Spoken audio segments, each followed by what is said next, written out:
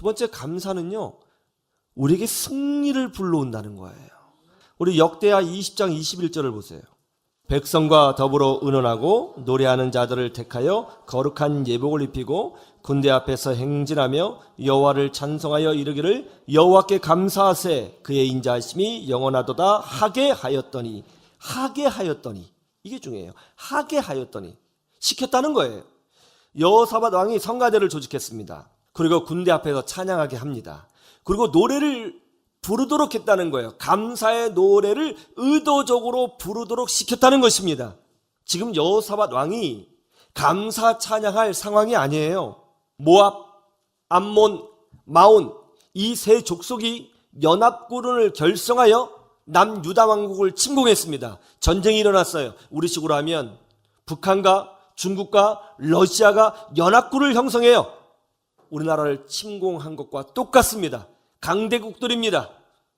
얼마나 두려웠겠어요. 혼자 당해낼 힘이 없습니다. 절체절명의 위기의 순간이에요. 민족이 사라지게 생겼습니다. 그런데 이 위기의 순간에 여호사밧 왕이 이상한 행동을 했다는 겁니다. 먼저 군대를 모으고 다음 바로 성가대를 조직했다는 거예요. 그리고 성가대를 군대 앞에 세우고 하나님을 찬양하도록 시켰는데 그 가사 내용이 뭐냐면 하나님 우리 죽게 되었습니다. 살려주세요. 우리 도와주세요. 이런 찬양이 아니고 감사 찬양을 하도록 시켰다는 것입니다. 여호와께 감사하세 그의 인자하심이 영원하미로다. 그러자 어떤 일이 일어났다고 성경에 기록되어 있습니까? 22절을 보세요. 그렇게 하도록 시켰더니 이게 중요해요. 거기부터 시작하는 거예요. 하게 하였더니 요 표현 아주 요 표현 중요해요. 22절 시작. 그 노래와 찬송이 시작될 때에 여호와께서 복병을 두어 유다를 치러 온 암몬 자손과 모압과 세일산 주민들을 치게 하심으로 그들이 패하였으니 할렐루야. 감사 찬양을 하니까 암몬, 모압, 마온 족속 연합국이 패하고 이스라엘이 극적으로 승리하는 기적을 맛보았다는 것입니다. 여러분, 요 사건을 성경에 기록해 놓은 것 어떤 분명한 하나님의 의도가 있지 않을까요? 우리는 질병과 전쟁해야 합니다. 우리는 물질 문제로 전쟁해야 되죠. 인간관계 때문에 전쟁해야 되고요. 신앙 때문에 전쟁해야 되고요. 또 여러 가지 삶의 여러 가지 고난 때문에 우리는 울면서 싸워야 합니다. 무엇으로 싸움을 시작해야 할까요? 미국 기독교인들 중에서요, 가장 오래 사신 최장수 크리스찬이 올해 107세예요. 한국 나이로 108세. 근데 굉장히 건강하십니다. 이분이 아델 줄리에 토마슨 권사님인데요. 이분은 1915년 10월 7일 사우스캐롤라이나에서 태어났다고 합니다. 이분이 평생 살면서 미국 대통령이 20번 바뀌는 걸 봤대요. 권사님이 어렸을 때 사람들이 말하고 노새를 타셨는데 지금은 전기 자동차를 타는 거 보면서 굉장히 놀라워하신대요. 나 때 나오는 거죠. 노새 탔어. 굉장히 건강하시고요. 병 들어 있는 것도 아니고 지금도 운동하시고 산책하고 교회에서 찬양하고 아주 건강하게 잘 살고 계세요. 그래서 이제 기자들이 와서 인터뷰를 하고 건강도 체크하면서 또 이런 일이 또 벌어지면 또 여러 또 연구하는 사람들이 와서 막 연구도 하고 그렇잖아요. 미국 사람 독특하잖아요. 막 이제 연구를 하는데요. 자꾸 묻는 거죠. 권사님 무엇을 주로 많이 드십니까? 권사님 어떤 운동을 하십니까? 소식하십니까? 아니면 많이 드십니까? 이런 걸 막 질문하는 거예요. 그래서 권사님 이렇게 오래 사시는 비결이 뭐냐고 물었더니 권사님 하시는 말씀이 비결은 없어. 나도 이렇게 오래 살게 될 줄 몰랐어. 예요. 나도 이렇게 오래 살게 될 줄은 몰랐어요. 다만 감사한 것은 내가 살면서 믿음 지키고 하나님 말씀에 따라 순종하며 살 수 있도록 만들어 주셨다는 거. 그거 내가 천국 갈 날 얼마 안 남았는데 그거 지키고 살아왔다는 게 얼마나 감사해. 그렇게 말했다는 거예요. 권사님 인터뷰를 가만히 들으면서 비결이 있네. 여러분 인생을 오래 살면 한이 많을 것 같아요? 기쁨이 많을 것 같아요? 인생을 오래 살면 살수록 아픔이 많고 한이 많은 법이에요. 근데 이분은 감사하고 있어요. 믿음으로 살 수 있도록 도와주신 것 자체에 감사하고 있어요. 이분의 성향은 굉장히 밝고 긍정적이고 감사하는 분이구나 하는 것을 인터뷰를 읽으면서 마음으로 느낄 수가 있었습니다. 짜증내고 분노하고 미워하고 질투하고 불순종하면 여러분 우리 마음이 상하잖아요. 마음이 상하고 마음이 힘들면 육신의 병이 와요. 여러분 화를 확 내보세요. 소화가 안 돼요. 장에 문제가 생겨요. 뭐 위장만 문제가 생기겠어요? 이 뇌에도 문제가 생길 거고요. 혈관에도 문제가 생기고 무엇보다도 심장에도 문제가 생기겠죠. 우리 육신이 병들어요. 망가져요. 마음에 분노하고 짜증내고 화내고 조급해하고 절망하고 그럼 순간적으로는 마음이 편할지는 모르지만 우리 육신이 병드는 거예요. 그렇게 부정적인 것이 가득하면 어떻습니까? 인간관계가 틀어지는 거잖아요. 인간관계도 틀어지는 거예요. 가정생활도 엉망이죠. 마음에 짜증이 나면 평상시에 자녀들이 식사하면서 다리 떠는 거 별거 아닌 것처럼 느껴졌는데 그날 기분이 안 좋으면 밥상 뒤집어지는 거죠. 사람의 마음이 그렇게 얇거든요. 이렇게 부정적인 것, 원망, 분노, 가슴에 품고 어떻게 행복하게 살겠어요?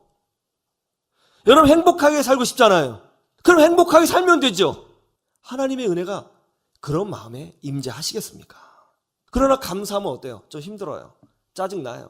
그래도 가만히 생각해 보면 감사할 게 많잖아요. 감사하면 억지로라도 감사하면 내 마음의 분노가 사그러지는 것을 경험해요.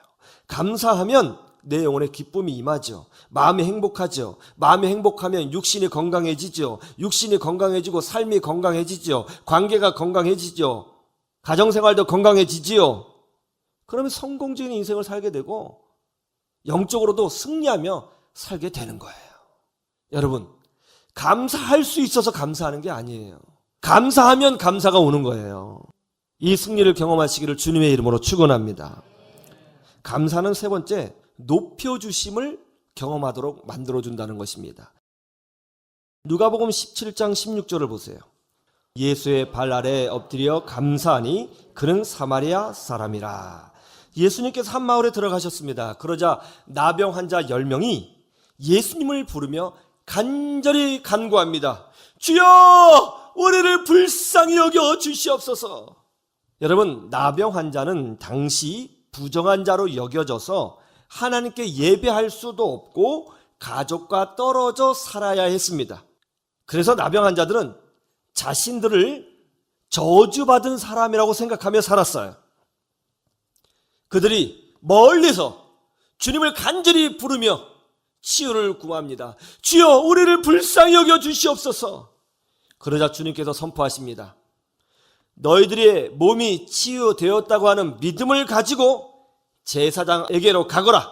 그래서 너희 몸이 치유된 것을 제사장에게 보여주거라. 그래서 그들이 주님이 하신 말씀을 붙잡고 제사장에게로 찾아갔습니다. 당시 나병 환자가 치유되었다고 하는 증표를 얻으려면 제사장의 인증이 필요했습니다. 그래서 제사장에게로 간 거예요. 그런데 길을 가던 중에 그들의 몸이 어린아이의 피부처럼 깨끗하게 치유되는 기적을 경험하게 된 거예요. 야, 예수님이 말씀해 주셔서 우리가 이렇게 치유된 것이구나. 정말 예수님이야말로 모든 시대의 유일한 구원주가 되시는구나. 그분이야말로 하나님이시구나. 이 얼마나 감사한 일인가.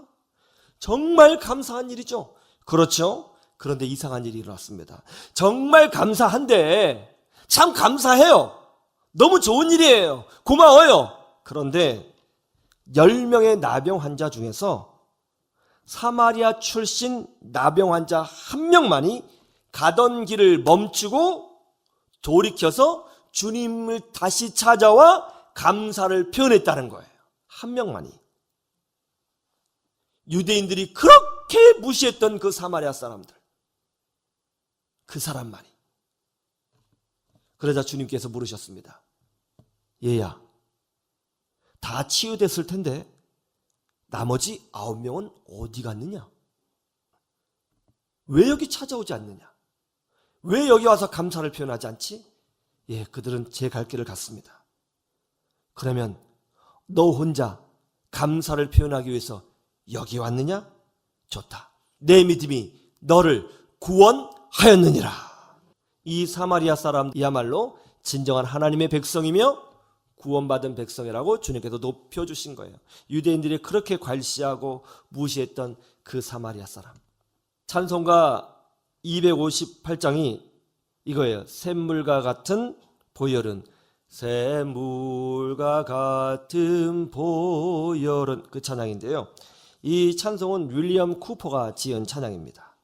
윌리엄 쿠퍼는 19세기 영국 최고의 문학가요, 또 낭만주의 시대의 최고의 시인으로 인정받는 분입니다. 대단한 분이에요. 윌리엄 쿠퍼는 1731년 영국 버크햄스테드에서 태어났습니다. 그런데 쿠퍼가 6살이 되던 해에 엄마가 아이를 낳다가 그만 사망하고 말았습니다. 엄마가 아이를 낳다가 죽는 모습을 본 어린 쿠퍼는 그때부터 정신질환을 앓게 되었습니다. 심각한 우울증과 크고 작은 정신질환을 경험하게 되었습니다. 그런 와중에도 열심히 공부해서 1754년에 변호사가 되었는데요.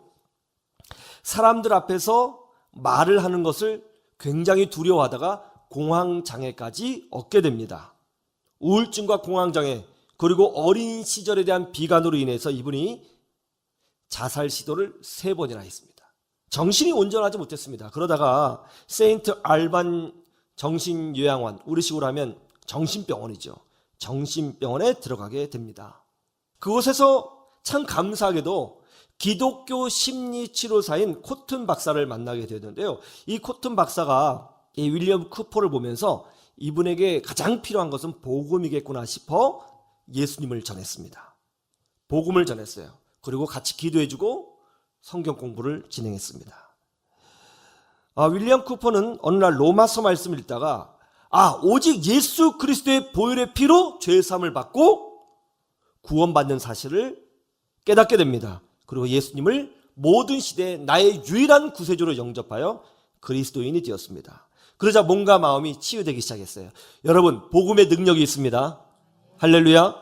요양원에서 나온 후에 여러분 잘 알죠? Amazing Grace, 이 찬양, 나 같은 죄인 살리신 이 찬양을 이제 쓰신 존 뉴턴 목사님을 만나게 되었는데요. 존 뉴턴 목사님이 이제 윌리엄 쿠퍼를 데리고 함께 전도 사역을 하게 되었습니다. 그때 윌리엄 쿠퍼가 전도 사역을 하면서 하나님의 은혜를 받아 지은 찬양이 샘물과 같은 보혈이라고 하는 이 찬양이에요. 이 찬양 외에도 68편의 찬양을 지었는데요.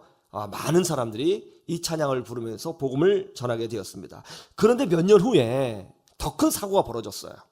그의 형 존 쿠퍼가 사망하고 마음을 나눴던 친구 몰리가 말에서 떨어져 죽는 사고를 당하게 됩니다. 그때 충격이 너무 커서 아주 심각한 우울증이 찾아왔습니다. 일상생활을 하지 못하게 됐어요. 그때 존 뉴턴 목사님이 윌리엄 쿠퍼를 붙잡고 울기 시작했습니다. 그리고 기도하기 시작했습니다. 그리고 자기 집에 사택에 데리고 와서 쿠퍼를 성심껏 도와주고 날마다 기도해 줬어요. 어느 날 윌리엄 쿠퍼 마음에 이런 생각이 들었습니다. 문득 나 같은 사람이 누군데 목사님이 나를 이렇게 돌봐 주시고 나를 위해서 기도해 주시는 건가? 도대체 나 같은 사람이 누군데 이런 관심을 받는 건가? 정말 하나님께 감사하다. 정말 하나님 감사하다. 그런 마음을 품게 되었는데요. 그렇게 감사의 마음을 품자 급속도로 영혼이 치유되기 시작했어요. 예. 그래서 이 윌리엄 쿠퍼가 감사의 마음을 담아서 The Diverting History of John Gilpin이라고 하는 존 길핀의 야단법석 대소동이라고 하는 책에 시를 쓰게 되었는데요. 이 시집이 모아져서 1782년에 출판됩니다. 근데 이것이 영국 사회를 강타했어요. 대성공을 거두었습니다. 그리고 이 시집을 기준으로 해서 윌리엄 쿠퍼가 영국에서 가장 탁월한 시인으로 지금까지 인정받게 된 거예요. 감사가 하나님의 은혜를 불러옵니다. 감사하면 기적이 일어나고, 감사하면 승리하고, 감사하면 하나님이 높여주시는 은혜를 경험하게 되는 거예요. 여러분, 우리 어떤 일이 있어도 함께 감사하며 살면 좋겠습니다. 그것이 우리 믿음의 사람의 능력 아니겠습니까? 감사로 주의 은혜를 더 풍성히 경험하시는 하나님의 자녀들이 되시기를 주님의 이름으로 축원합니다.